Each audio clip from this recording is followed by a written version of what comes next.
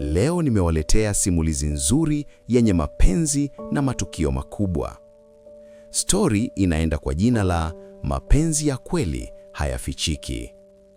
Tuanze sehemu ya kwanza. Kulikuwa na kijiji tulivu sana kilichoitwa Mlimani. Kijiji hiki kilizungukwa na milima mikubwa na mashamba ya kijani yaliyopendeza sana. Watu wa kijiji hicho waliishi maisha ya kawaida.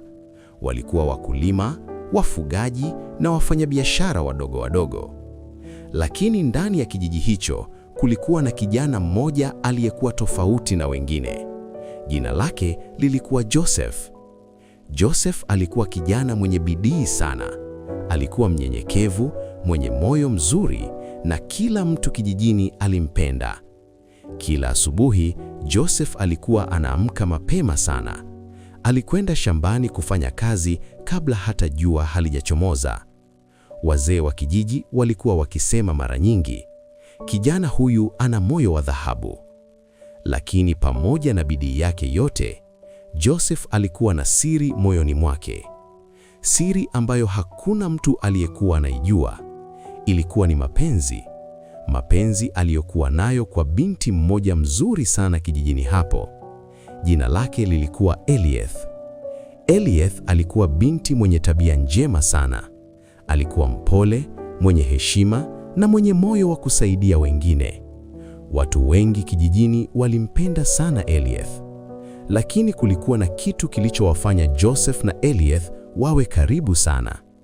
Wote wawili walipenda kusoma vitabu. Kila jioni walikuwa wanakutana karibu na mti mkubwa uliokuwa pembeni ya kijiji. Walikuwa wanazungumza, wanacheka na wakati mwingine walikuwa wanakaa kimya wakitazama jua linapozama. Joseph mara nyingi alikuwa anamtazama Elieth kwa macho ya upendo, lakini hakuwahi kumwambia ukweli wa moyo wake. Alikuwa anaogopa. Aliogopa kwamba labda Elieth asingehisi kitu kile kile. Siku moja jioni walikuwa wamekaa chini ya ule mti wao wa kawaida. Upepo mwanana ulikuwa unapuliza taratibu. Elieth akamuuliza Joseph kwa sauti ya upole, "Joseph, umewahi kufikiria maisha yako ya baadaye?" Joseph akacheka kidogo. "Ndiyo, nimewahi kufikiria." Elieth akamwangalia kwa makini. "Unataka kuwa nini?" Joseph akavuta pumzi ndefu kidogo. Kisha akasema kwa sauti ya utulivu, "Nataka kuwa mtu ambaye anaweza kumlinda na kumfurahisha mtu ninayempenda." Elieth alinyamaza kwa sekunde chache. Moyo wake ulianza kupiga kwa kasi kidogo, lakini hakusema kitu. Badala yake akatabasamu tu. Lakini Joseph hakujua kitu kimoja muhimu sana. Elieth naye pia alikuwa na siri moyoni mwake. Siri ambayo hakuwahi kumwambia mtu yeyote. Naye pia alikuwa anampenda Joseph. Lakini kama ilivyokuwa kwa Joseph, aliogopa kusema. Kwa sababu wakati mwingine, mapenzi ya kweli huanza kimya kimya.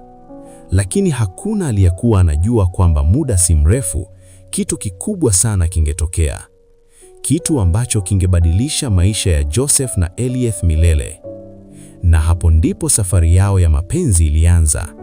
Lakini safari hiyo haingekuwa rahisi, kwa sababu mtu mmoja kijijini alikuwa tayari kupanga kitu kibaya sana, na lengo lake lilikuwa moja tu: kuwatenganisha Joseph na Elieth. Kama umeipenda simulizi hii, andika maoni yako hapo chini. Nitafurahi sana kuyasoma. Tafadhali bonyeza subscribe ili usikose simulizi nyingine nyingi za kusisimua kama hii. Na usisahau pia kulike video hii na kuandika maoni yako hapo chini. Asante sana kwa kutazama. Tutaonana tena kwenye kipande kinachofuata.